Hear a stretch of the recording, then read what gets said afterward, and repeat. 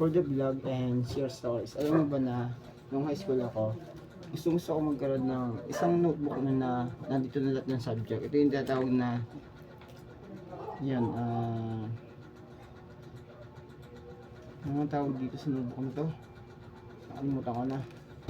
Tawag sa notebook na to ay Catleya. Yan.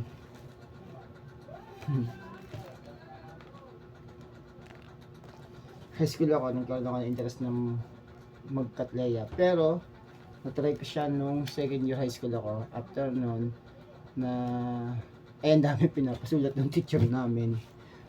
So, napuno yung Catleya ko sa isang subject na Pilipino. Ganun din yung subject kong values, English, math. Sabi ko, hindi pala maganda yung Catleya. Kasi, unang taon ko sa high school, pangalawa, pangatlo, pangapat. Second year na ako nag-Catleya. And sabi ko, hindi pwede kasi ang daming pinapasulat ng teacher ko. Kaya nun, hindi na ako gumamit ng Catleya.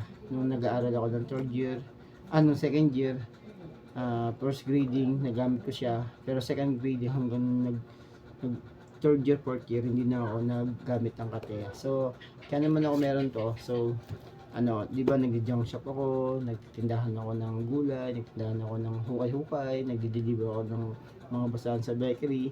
Kailangan ko talaga ng notebook. Tapos, kung pupunta ako sa junk shop, bumibili ako ng notebook kagaya itong Catleya. So, ginagawa ko siyang sulatan ng aking mga ginagawa at saka siyempre yung mga nabibili ko kung may pera ako, ito yung nagastos ko, ito yung expenses ko, ito yung nabili ko, nabayaran ko mga bills, ganyan.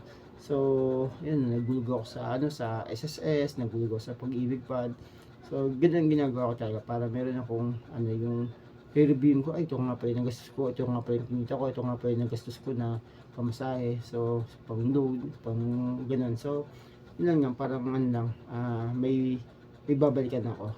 But hindi ba ako isip ko na, ba't kaya naubos ng pera ko? Ano kaya mga bibili ko? So that's it. Yung masamang comment o mabuti, wala mong pinagkaiba yun. Paborito sa my channel. And hindi ako connected sa damit na to dahil hindi naman ako empleyado nito. Napabigil sa akin to. And that's all.